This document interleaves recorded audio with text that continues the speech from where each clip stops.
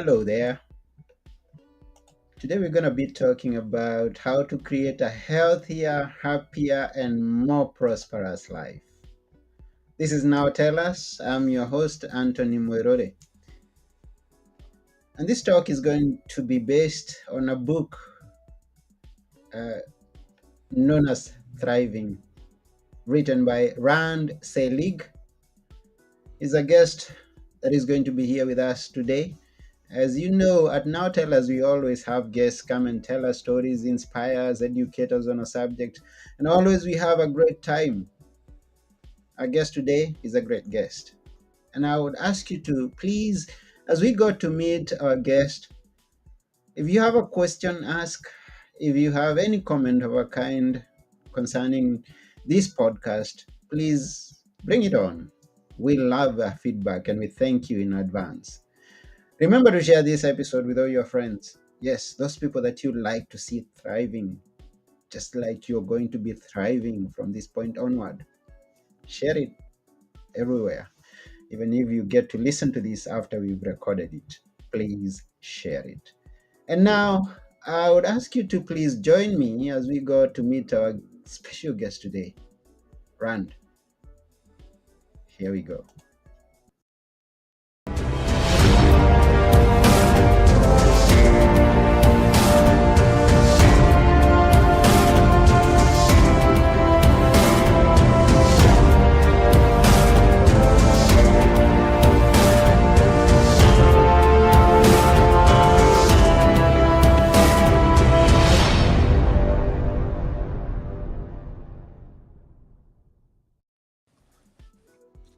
Hello, Rand. Hi, Anthony. Thanks for having me on your show. Yes, we thank you for coming on to our show. Which part of the world are you? That's something that we love knowing at Now Tell Us. Now, tell us, where are you in the world? Well, I live in a lovely town of Mill Valley, California. Yeah. It's 20 minutes north of San Francisco over the gorgeous Golden Gate Bridge. It's a town of about 14,000 people, and we've lived here a long time and been very involved in many aspects of city life, schools, and I was a scoutmaster and a little league coach. And we know a lot of people, and it's a joy to live here. I'm very grateful. Oh, and it's good to be grateful. Now, those are nice sounding names. California, San Francisco, Golden Bridge. You can keep on going, and it's like sound like music to our ears. Right, Yeah, right. yeah. So, is that where you were born, or did you move there at some point? Oh yeah. My dad was in the army, and for his first career. And so, unlike a lot of Army families that moved like almost every year, dad had a specialty kind of position. He was fairly senior. So, we moved every 4 years. And so, I spent a couple of years in Japan, 8 years in New Mexico, which is just a marvelous state. On the license plate, it says the land of enchantment. We lived in Germany for 4 years. And then, just as dad was retiring, we moved to Baltimore, Maryland, where I went to high school. So from high school, then I went to college in Connecticut. I worked in Washington, D.C. in some policy analysis work. And then I was very fortunate. Got my master's in business administration at Stanford. And from Stanford, then I moved to New York, to the caverns of Wall Street, and met my wife in New York. And I was invited by the chairman of Bankers Trust Company to run the Asian investment banking business, resident in Tokyo, but responsible for all of Asia. And with annual home leaves back to the boss and the my partners back in New York. And and then we were there for 3 years, which was fantastic. We had just been married, so it was like an extended honeymoon. And then we were climbing Mount Fuji which is a fabulous thing to do. There's a Japanese expression: if you haven't climbed Mount Fuji once, shame on you. If you climb it more than once, double shame on you. It's a beautiful beautiful thing. And we, as we were climbing down volcanic slippery way down, we said, what is next for us? And we said, well, maybe go to Sydney, maybe go to London. I was on the board in London of our company. And then we said, well, but if we get pregnant, we want to go to San Francisco, Hmm. as a sense of spinning the globe, sort of having a sense of our control of our destiny. So we came, to San Francisco 40 years ago, and boy, what a fantastic decision! We raised our kids here in the town of Mill Valley, Hmm. and I've run my company here for over 3 decades. It's kind of magical. Wow. What a story. What a story. Now you've lived, you've experienced, you've achieved. Now, I love talking to people like you, people who've been there, done that, experienced things, and they can always share with us a lot of wisdom. Uh, because if you've lived so many years, how old are you, if I may ask, if you are comfortable sharing with us your age? Well, I'm happy to share. I'm 71, but it's important to note that my dad is turning 102, and I just saw mom this morning. She's 98. So I'm still a kid. I'm still a Wow, kid. wow, wow. And Come again. taking, yeah, I'm taking excellent care of myself mentally and physically. So who knows? A lot of miles ahead, a lot of Wow. adventures ahead. Wow, a lot. Now, that's what I loved speaking to a person like you, because we are going to not only know where you are coming from, where you are right now, but you're also going to dream with us as we dream, Right. knowing that there is a future ahead of us there. Now, let me take this opportunity to say thank you to all people who have already joined us. We have Andreas, thank you. Good evening to you. We have Nefat Mwangi. Good evening to you and every other person who could be joining us. We appreciate your presence. And if you could be telling us where you're watching us from, we will appreciate. Otherwise, you're here today to learn about how to create a healthier, happier, and more prosperous life. And how about taking these words from someone who's experienced it, lived it, and is joyful, is grateful, and has a hope for a better tomorrow? You're in the right place. Absolutely. Yeah. So, Absolutely. wow, you've had quite a career. Now, I came across a book, and this is what we could be looking into. Even though you have the liberty to go anywhere with what you're going to be sharing with us. Uh, and this is where we took this how to create a healthier, happier, and more prosperous life. Your book is known as Thriving by Rand Selig.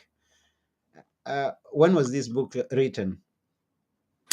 Uh, it was published in the fall of last year, so Mhm. it's still fairly fresh. Uh, the background of this book is an interesting story. In high school, I began collecting articles that I thought were really important, quotes. My book is full of quotes, what a lot of readers say fantastically located to help make the point. And when I read a book, I often would take notes. So dial forward a lot of years, and I had a 4 foot high stack of papers, and I knew that there was at least one book there in this stack. Mm. So starting 4 years ago, I chunked that stack into files, which ultimately became the chapters for this book. That And I means, wisely, hmm, yeah, that means you are around 66, 67. exactly, exactly. And I'm still running my own firm. I'm still doing all kinds of things. I'm amongst other things what I call a roll up my sleeves environmentalist. So here in our local marsh, I go out and remove non-native invasive plants.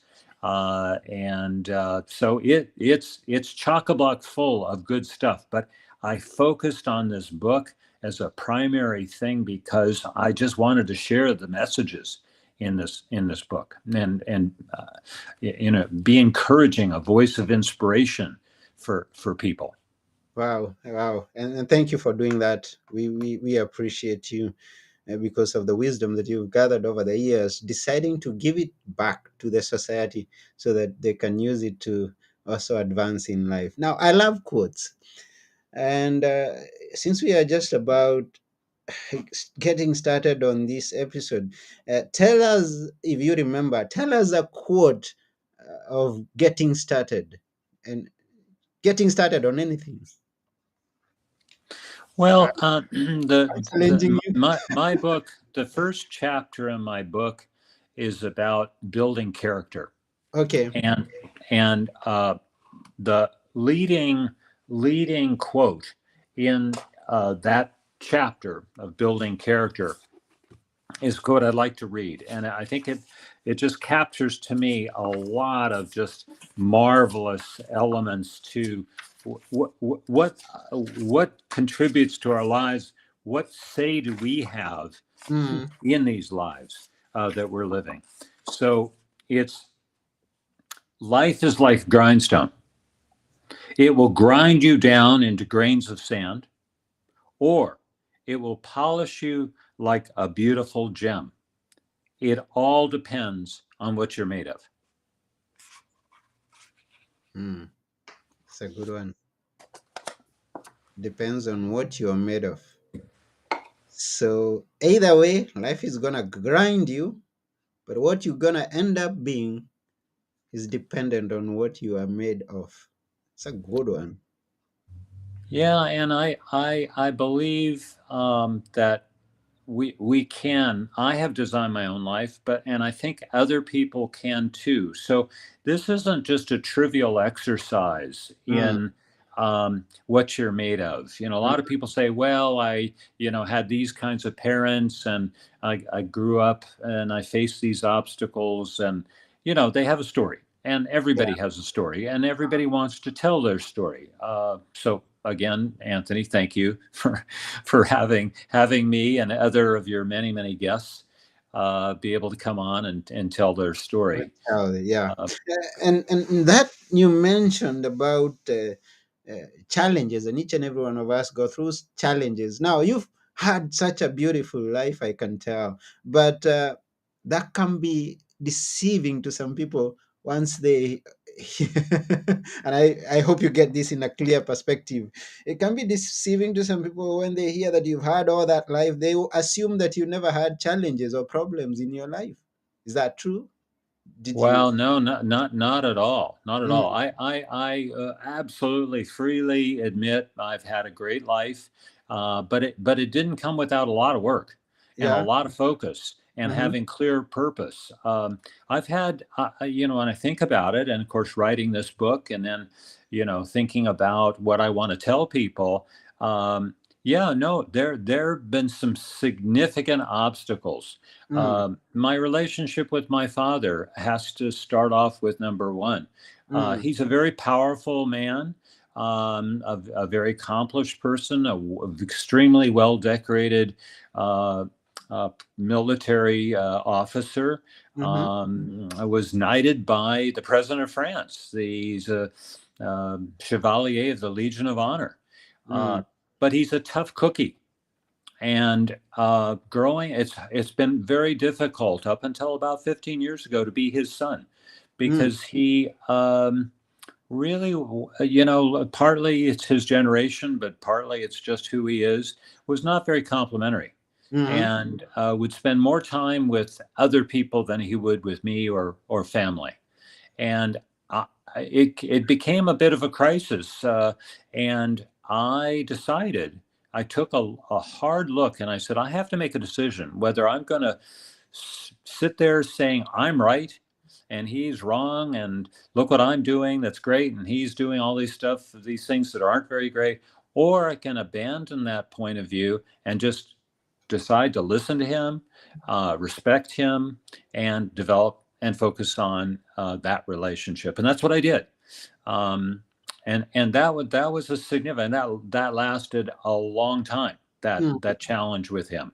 Mm-hmm. Uh, I feel very, very good. We have a very nice relationship now, Yeah. and so I feel good about that. That's certainly, the leading adversity that I had to face, and it affected so many different elements of my life and who I was, what I thought I was capable of doing.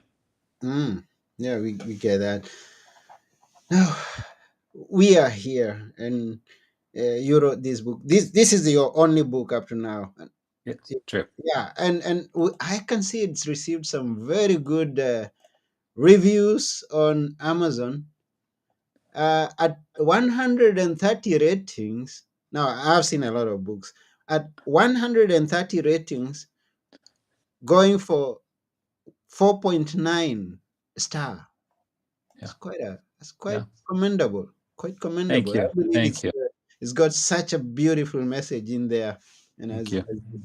yeah, so I would recommend people to just go and get it and read what it is inside there to just find out how it's rated 4.9 by 130, over 100 and over 100 people. Okay, now, but before you go and get it, I believe that Rand could be generous enough to leave us with some few more things. He shared just one quote.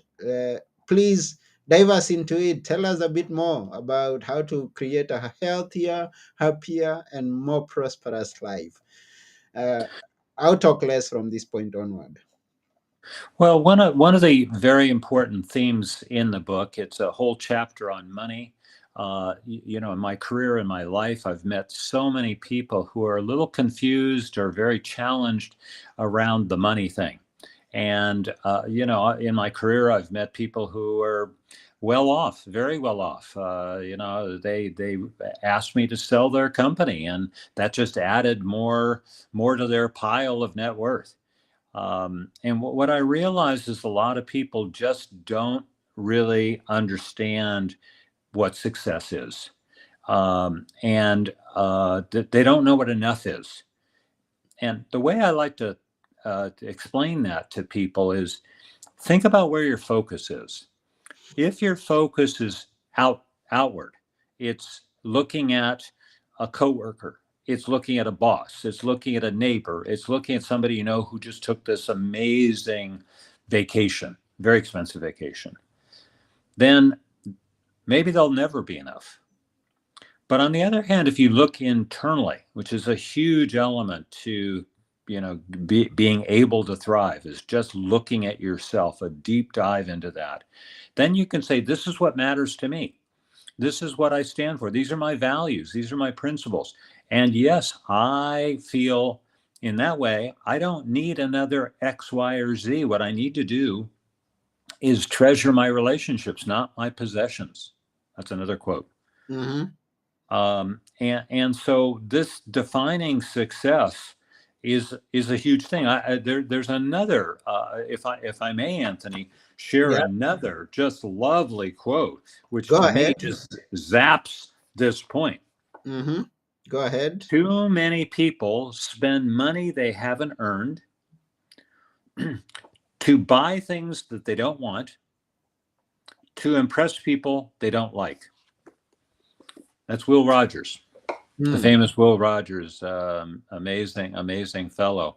Mm-hmm. And I think when I first came across that quote, I thought to myself, wow, as he captured so much, this external focus is not going to pay any great dividends, to use a financial term.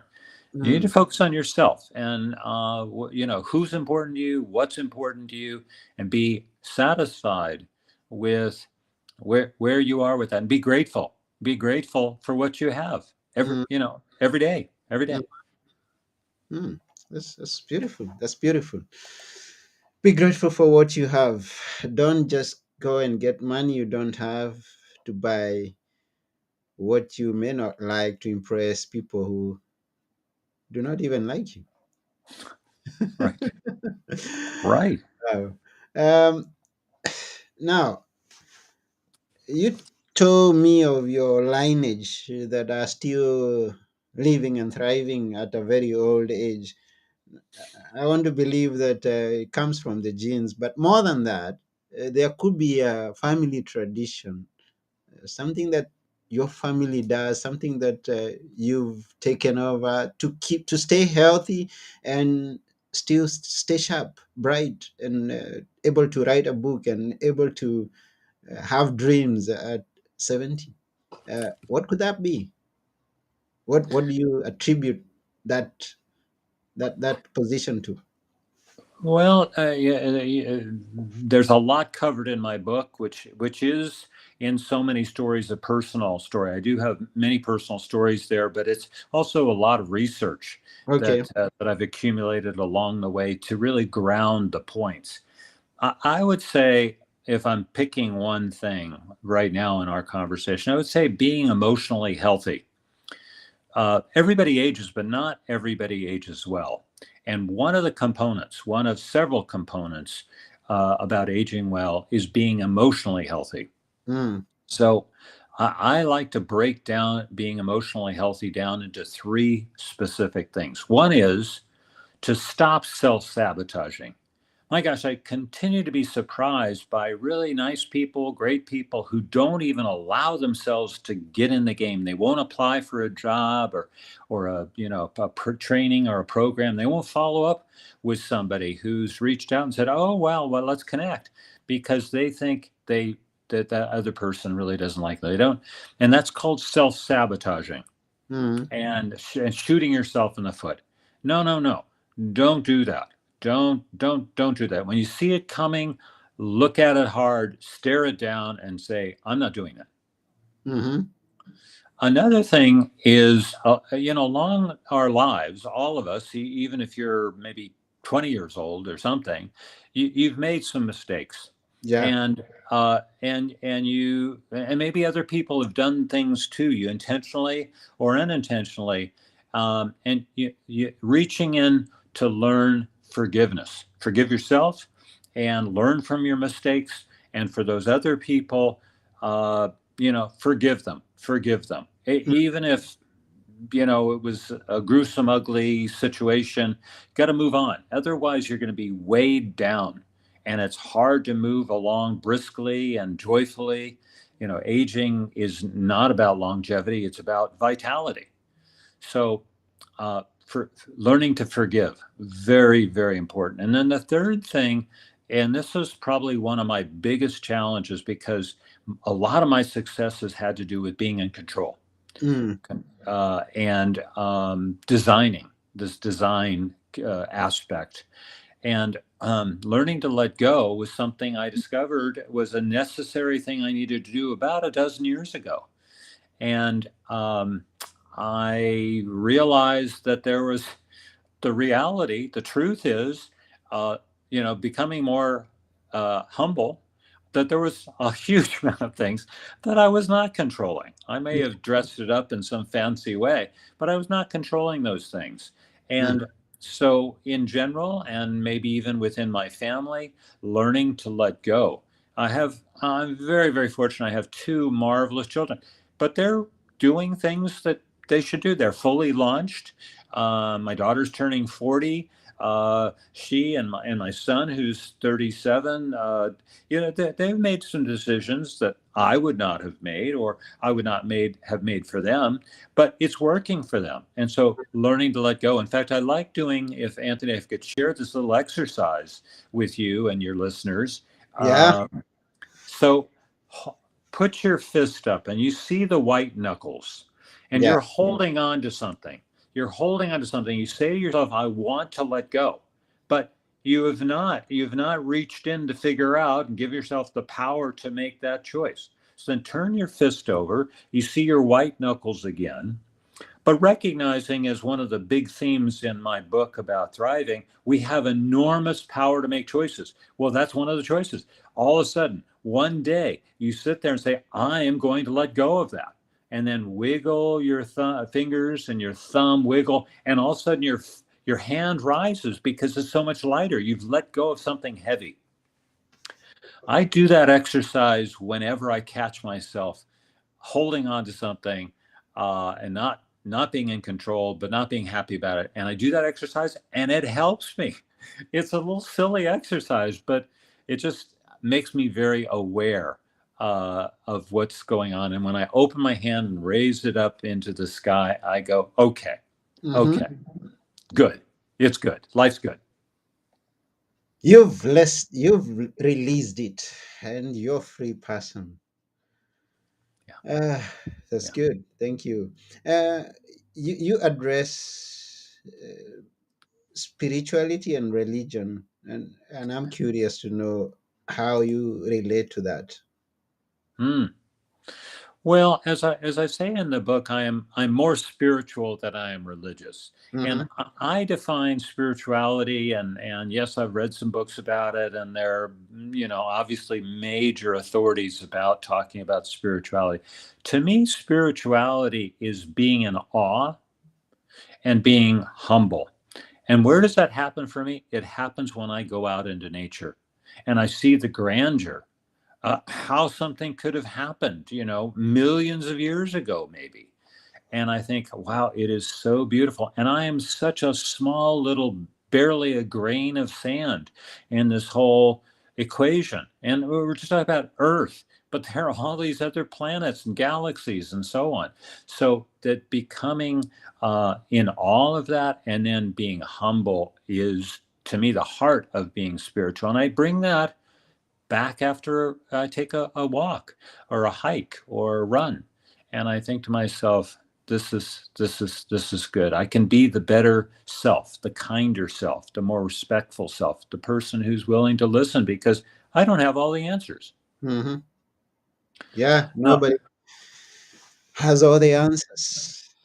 yeah, That's why we talk. That's why we come to exchange some ideas, hear some wisdom from someone who's been there long enough than us. And we appreciate you coming to our show. my absolutely my pleasure, Anthony. Yes. So you've been married for more than 40 years. It's true. It's true. We just celebrated our 43rd wedding anniversary. It's one of the best decisions I made in my life. I chronicle decisions along the way, starting my own company, moving to Mill Valley, marrying my wife. These are way at the top of great decisions I made. Now, every one of them I had to work through. It wasn't just okay. I've got a great wife. There are times when we struggle, when we're not communicating well, Mm, when I say in my book, there's two things a lot of people do. They either say I know better or everybody's out to get me. And the first of those, I know better, is something I catch myself with. And I get into something with my wife and I'm thinking, well, I know better. yeah. I got to let go of that one, Hmm. because she has Okay. a perspective. She's fabulous. She's very different in lots of ways, but the two of us in combination, it's great. So keep working. I keep working at that relationship and working on the relationship with myself. Yeah. Outside of that, which is your other longest? Because I know in your business, in maybe as you are growing up in school, there are some friendships that you've kept up to now. Because I always hear that that's one of the a very great positive thing that will keep you going for long. Which is your longest relationship that you can identify outside of your wife? I mean, Well, I have a few relationships that go way back to high school. uh-huh. I don't see them, and the communication is primarily email.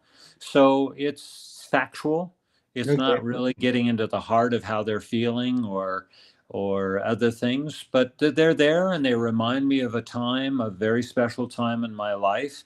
High school was fantastic for me. I feel good about that. I learned to be an excellent student, Uh-huh. which the principle of excellence has carried me through the rest of my life. And it started pretty much there in high school. So, but then beyond that, I have some great friends from business school. Our best man at our wedding was somebody I met at business school, and that's going 50 years now. Wow. 50 years and going. That's right. That's right. Yeah. So, as we can see, you're a passionate person. You still, and as you said, you still have some dreams of the future. What could they be? Let's please share with us some of the things that you have in mind that you could be doing in the next coming few years, so that we can be watching you. Well, thank you for that question. I would just immediately say two things. Okay. In the nearer term, there's a lot I want to do with my book. I want to be engaging with people, do more podcasts, great podcasts like this one, um, speaking engagements in person. I'm investigating whether I can do a great TED talk, which can be a really big element to getting known. I'd like to ultimately become recognized as a thought leader. I consider myself a thought leader, but to actually be sought out and invited and engaging with people who are also walking down the road, thinking maybe outside of the box, maybe swimming against the tide in some way. So I'll be doing an audiobook coming up, maybe the middle of this year. I'm excited about that. There are a lot of things. I mean, just the list of possibilities for me. Teaching a course and writing a workbook. These are all many, many things. It'll take years. It'll take years to go through that. Yeah. Um, Hmm. the other is a bigger development, which has been underway for a very long time, which is continuing to evolve. Uh, Again, looking deeply into myself. What am I doing well? How am I spending my time? Do I have concrete purpose? Do I have flexibility and adaptability? Am I resilient? These questions, I feel very good about those answers, but there's other things like the kindness thing.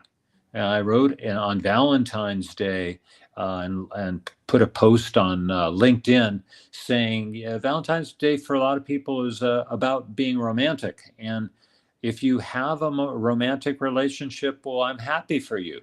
But for a lot of people, it's a very sad day because Yeah. they don't have that kind of relationship. So instead, and that's private, that's kind of, a private thing. And I said, well, think about a social good, a much broader, bigger platform for this. And that's love is a way of being. And that means every interaction where you maybe ask somebody what their name is, Hmm. what their story is. Listening, oh my gosh, listening and listening harder and being more effective about what you're hearing and what's being communicated with body language as well as things that are said and some things that are kind of left out and but are there just it's obvious there's something not being talked about. So Hmm. I'm continuing to evolve and I'm excited about that.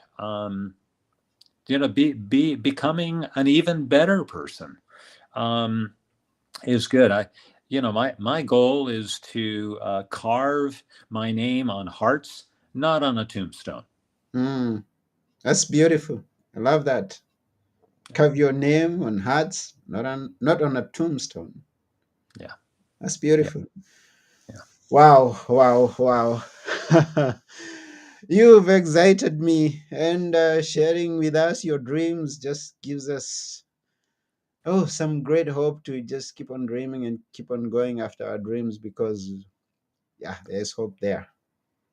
Well, I will say that one of the things that I just recommend as often as I can to people is to be positive. I am already relentlessly positive, so it maybe comes a little easier for me. But Mm-hmm. we're living in a world that can be very cynical. There's Mm, a lot of issues going on, and if you go back in history, 10 years or 50 years, there were challenges then and upsets and groups pointing the finger at another group and so on. This is not a new thing. It's a human condition. it's But been there, yeah. I, being positive is another choice. My book is all about making choices, and being positive is another choice. It gives you power. It gives you a lot of power to be positive, and being negative, it just sucks the power right away from you. Mm-hmm. Thank Doesn't make you very attractive to other people either. and thank you for that. Now, I I know people are going to get your book and read it, and you told us you've gathered quotes over the years, and I'm curious. Even before we go offline, which other books have you read growing up? Which other books could you recommend for people to go and get along with your book? It's a marvelous issue and topic. To write my book, I read over the course of many decades Yeah, hundreds of books. And as I say, I took notes and so on. In my book, in the appendix, are 75 books with 75. a paragraph about each of the books. So I say at the introduction, don't be like me. Don't skip over the appendix. Read these books. I mean, read the paragraph about the book. You may say, "Oh, okay, I'm satisfied. I read about that. I don't want to, read anymore." Or you may say, "Oh my gosh, I'm putting on that on my reading list." Um, to distill that group of 75 down is very challenging. I mean, we talked about money. Well, there's a great book called "Your Money, Your Life." A fantastic book. I read that in my early 30s, and it just made me very aware of that I was going to drive my own bus, and I was going to not do silly things and buy an expensive suit because that that's silly. For me, it was. Mhm. Now, other people may have a different view, and they can have that view. Right. Um, there's a book that I came across probably 20 years ago that in my business was and in my relationships hugely impactful. It's called Positive Intelligence. Mm. Um, this book, the subtitle is "Why Do Only 20% of People and Teams Succeed?" And the answer is that we all have saboteurs. The king of the saboteurs is judgment, and then that judgment is accompanied by one other of the dozen saboteurs. And so the book guides you through, and you can figure out uh, which accomplice to judgment you have. And I read this book and I said, "Oh my gosh, Mr. Judgment here. Oh, terrible. Just Mm. absolutely terrible." And Mm. I think, well, I'd like to say I pivoted quickly. And I said, I'm getting rid of that. And there's some exercises in the book that help determine, let you release that judgment. And the good news that talks about in that book is that there's the sage. It's a different part of the brain, but the sage is very powerful, and you can go from the saboteurs into sage mode. So, an amazing book, and inordinately helpful to me, Mm. and not only in terms, I think, effectiveness, but in just being a happier person. Who had relationships where people were saying, "Well, we can't wait to work with you again." We're inviting you to do X or Y or Z with us. Mm. Nice to have invitations coming in. Yeah, and I believe that people who are watching us or listening to us, there is that person that is saying, "Hey, I need this young man close to me," because Yeah, you're looking yeah, young and you've got so much hope for the future. Now, how can they reach you? yeah. So probably the easiest is just go to my website, randselig.com. Uh, has a lot of stuff. It has a media page which has some other podcasts. So if you like this one, you could listen to some other podcasts. They're all a little bit different. Which is fun and valuable. There's a PDF of quotes by chapter. So if you like some of the quotes that we've talked about today, there's about 40 of them. And it includes the very last quote in the book. It's the one and only by me, and it asks this question. It says, "Could it could this coming year be the best year of your life thus far?" And then the next question is, what would it take to make it so? So this encompasses this notion of who is driving the bus, who is in charge here. Can we have this life, or is it just some kind of fiction story? I think it's not. I think it's possible. For I've demonstrated that, but I think people who follow, some of the elements of this book will find themselves in much better stead, and they will be healthier, happier, and more prosperous. Wow. Thank you, Rand. We're talking about thriving, how to create a healthier, happier, and more prosperous life by Rand Selig. Go get that book. Go get that book. You need to have it. Once again, remember, it's found through www.randselig.com. It's in the description. You can just click the link and it will lead you there. Right. Thank you. Thank Yes, you. we really thank you very much, Rand. We actually extended our episode, and I thought I felt like it's just the beginning.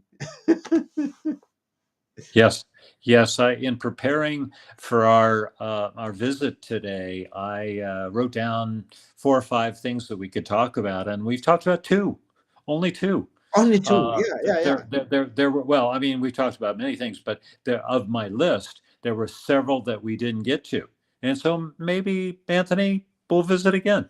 Oh, yeah. Now here comes the invitation you're talking about. Hey, yeah, we would like to work with you again in the near future. Please come back again. Thank you. Thank you Yes, so much. and going back to the preparation of this episode, just when we met before we went online or live, you talked about gratitude. Maybe that's something that you left out there, but talk about gratitude, and we are out of this episode. Yeah, gratitude is a whole chapter. It's a whole chapter on in my book about gratitude. Gratitude again is a habit. It's some choices that we can make. If you open your eyes and you say, "Wow, what's going on here?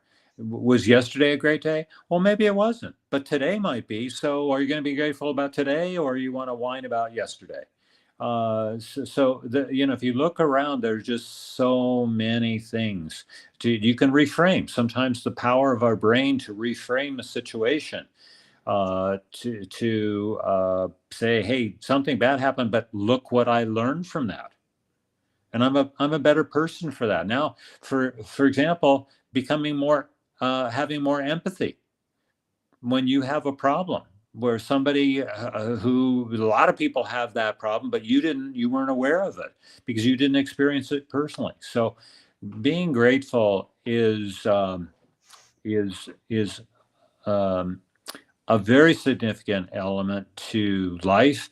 It's a significant element to thriving, and it's a very significant element, frankly, for aging well. Mm, yeah, we're gonna leave it at that. Looking forward to a future. We're going to share some more on this and much more of what you'll be experiencing and dreaming of. Thank you so much, Anthony. I've very much enjoyed our conversation. You're a great host, and I wish you every success. And likewise here, and because you have a lot of dreams, we are wishing you more success ahead. Thank Keep you. on keep on achieving what you're doing, and yeah, we are rooting for you, and you're giving us some more inspiration to keep on going. Thank you. And fantastic. My pleasure. Yes, today we've come to the end of our episode, which was wonderful. Thanks to our wonderful guest, Rand Selig. Wow, wow, wow.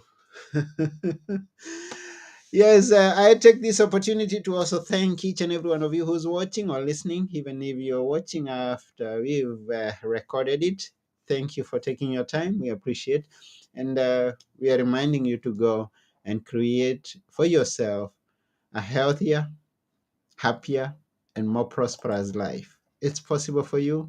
Believe it. Work at it. Now, don't forget that word, because that's something that Rand mentioned. Work at it, and yeah, achieve it. This has been your host, Anthony Morore, together with our guest, Rand. We are saying bye for now. Bye bye. Bye bye, Anthony. Bye, Bye. everyone. Yeah.